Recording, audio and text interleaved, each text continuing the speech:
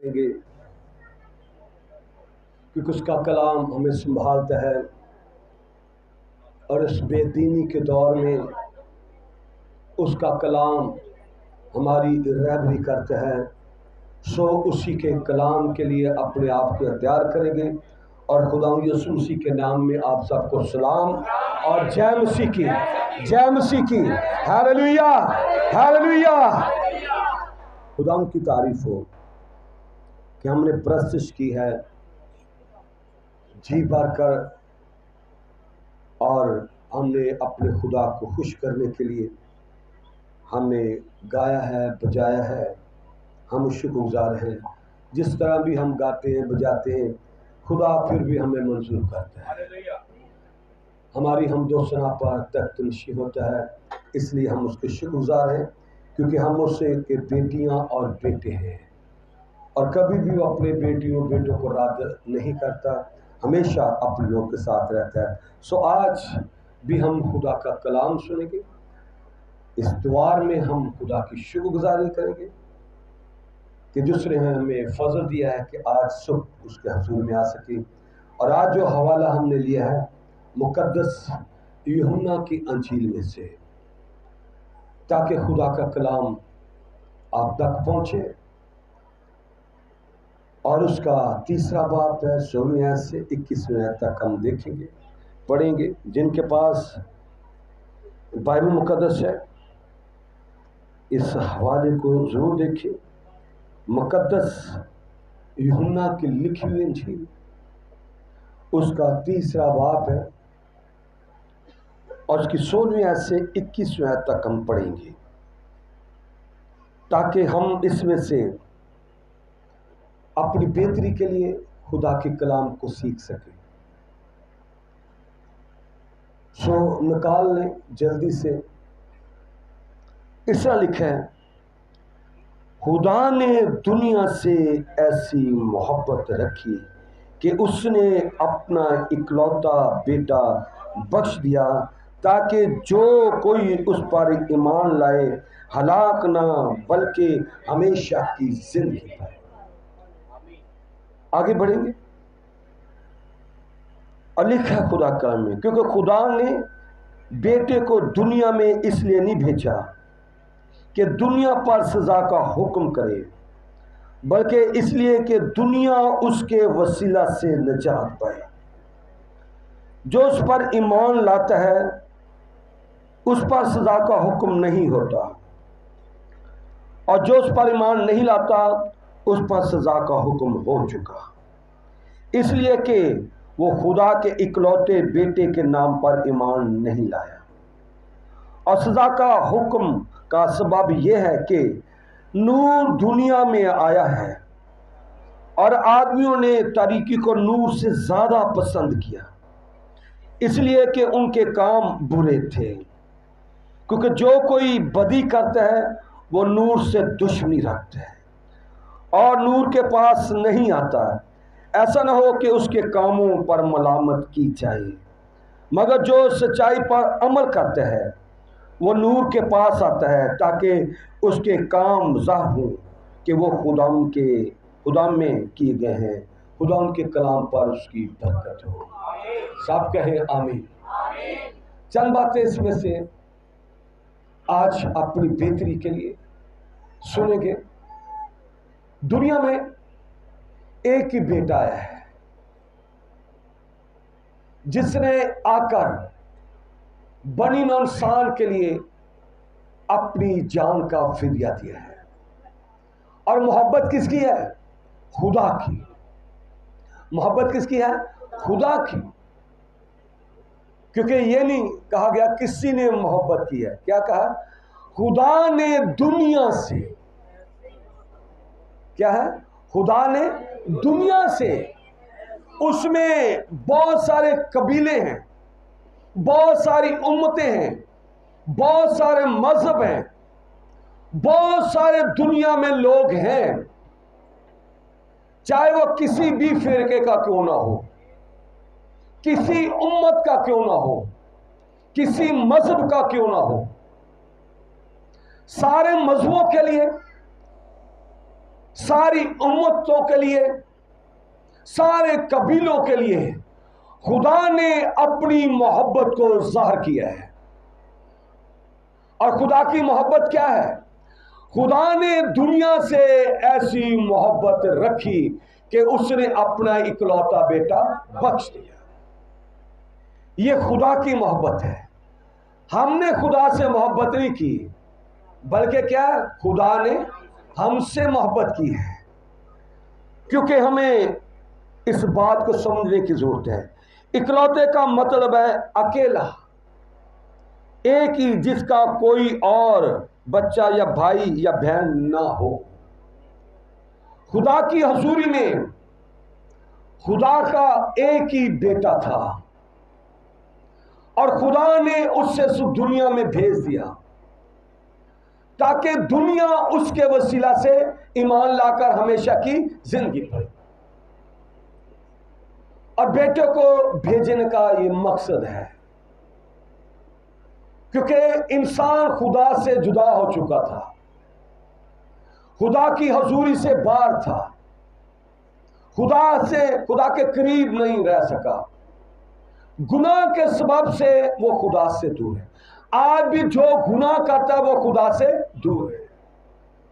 आज भी गुनाह में जो चलता है वो खुदा से दूर है। वो कभी ना समझे कि मैं गुनाह में होकर उसकी बेटी या बेटा बन जाऊं, अगर से उसने सारी दुनिया के लिए भेजा है। लेकिन उसे क्या करने की जरूरत है? उसे मसीह के पास आने की जरूरत है, क्योंकि यह खुदा की मोहब्बत है, खुदा का प्यार है कि दुनिया में उसने अपने बेटे को भेजा है। मैंने इसलिए कहा कि ये सारे लोगों के लिए ये मैसेज है, दुनिया के जितने भी लोग हैं उनके लिए है, कलीसिया के लिए है, खुदा के लोगों के लिए है, गुनाहगारों के लिए है और तमाम उनके लिए जो खुदा से दूर है। जो यीशु मसीह पर ईमान लाता है वो सजा से बरी होता है। कौन सी सजा है? गुनाह की मजदूरी मौत है। क्या है? गुनाह की मजदूरी मौत है।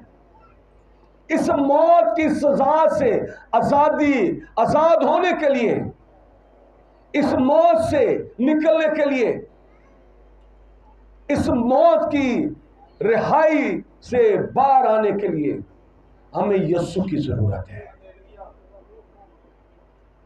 क्योंकि यीशु मसीह है जो मौत के बंधनों को तोड़ देता है, मौत को शर्मिंदा कर देता है।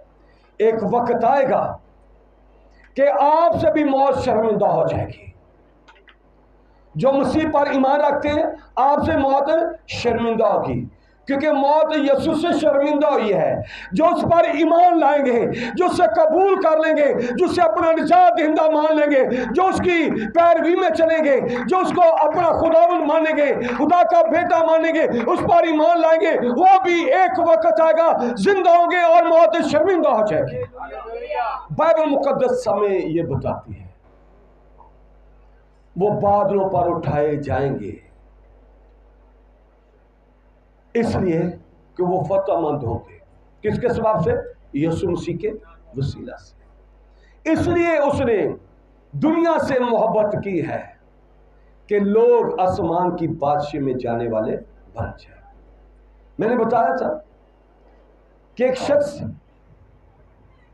जो जिंदा हुआ, उसने आसमान पे जो चीजें देखी, उसने बयान किया है कि आसमान की बादशाही में बहुत कम लोग जा रहे हैं, एक या दो, लेकिन दोजक में बहुत सारे लोग, लाइन लगी हुई है। आज हमें जरूरत है, हमें उसने दोजक के लिए नहीं बुलाया, उसने हमें शैतान की गुलामी के लिए नहीं बनाया, उसने हमें जलने के लिए नहीं बनाया, उसने इसलिए बनाया कि हम उसकी इबादत करें और उसके साथ रहें। इसलिए खुदा का कलाम हमें यह बताता है कि खुदा ने दुनिया से ऐसी मोहब्बत रखी है। और इकलौते का मतलब है प्लौठा, पहला, एक ही। इकलौते का मतलब क्या है? प्लौठा, जिसका मतलब है किसी औरत का पहला बच्चा और एक ही हो। इसलिए खुदा का कलाम ये बताता है कि खुदा ने ऐसा किया ताकि अपने बेटे के वसीला से लोगों को निजात दे। और लिखा भी है, खुदा का कलाम में बताता है, क्योंकि खुदा ने बेटे को दुनिया में इसलिए नहीं भेजा कि दुनिया पर क्या करे, सजा का हुक्म दे। बेटे ने किसी जगह पर किसी को सजा का हुक्म नहीं दिया, और यीशु मसीह ने किसी को मौत भी नहीं दी। पूरी दुनिया में बहुत सारे लोग हो गुजरे हैं, आप जानते हैं, बाइबल में भी लिखा है और दूसरी बुक्स में भी आप पढ़ सकते हैं। बहुत सारे आए हैं इस दुनिया में, किसी ने कत्ल किया, किसी ने जंग की, किसी ने मारा, किसी ने कुछ किया इस दुनिया में, लेकिन मसीह ने कोई जंग नहीं की। मसीह ने क्या कहा? अगर तुम्हारे एक गाल पर तमाचा मारता दूसरा भी फेर। इसने ऐसा काम किया है, किसी को सजा नहीं दी और किसी को मौत भी नहीं दी और किसी को गिराया भी नहीं, बल्कि खुदावन ने क्या किया है? लोगों का हाथ पकड़ा, उसे उठा खड़ा किया। क्या हुआ? लोगों का हाथ पकड़ा और उसे उठा। मुझे समझ नहीं आ रही कि क्यों ऐसा हुआ कि उल्ट काम चला, कि लोग क्या करते हैं, टच करते हैं, गिराते हैं, गिर जाओ वो कांपना शुरू होते हैं, ऐसे जैसे बदरुएं आ जाती हैं।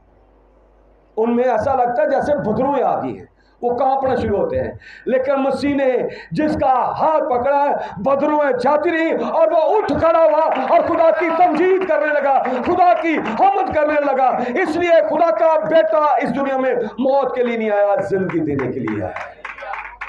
बाइबल मुकद्दस में ये बताती है, वो मौत देने के लिए नहीं है। उसने किसी को नहीं कहा कि तुम मर जा, उसने किसी को भी नहीं कहा कि तू मर जा, बल्कि उसने कहा जो कोई मुझ पर ईमान लाएगा वो हमेशा की जिंदगी पाएगा। क्योंकि उसने कहा राह हक। हम शुक्रगुजारी करते हैं कि आज तक ये किसी ने नहीं कहा।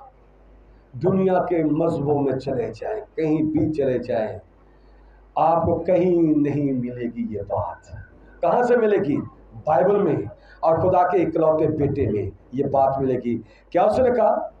राह हक जिंदगी मैं हूं, जो कोई मुझ पर ईमान लाएगा हलाक नहीं बल्कि हमेशा की जिंदगी पाएगा। जिंदगी पाने के लिए यीशु के पास आ जाए, खुदा के बेटे के पास आ जाए, जिसने दुनिया से ऐसी मोहब्बत रखी कि उसने अपना इकलौता बेटा दिया। उसके पास आ जाए, वो राह भी है, हक भी है, जिंदगी भी है।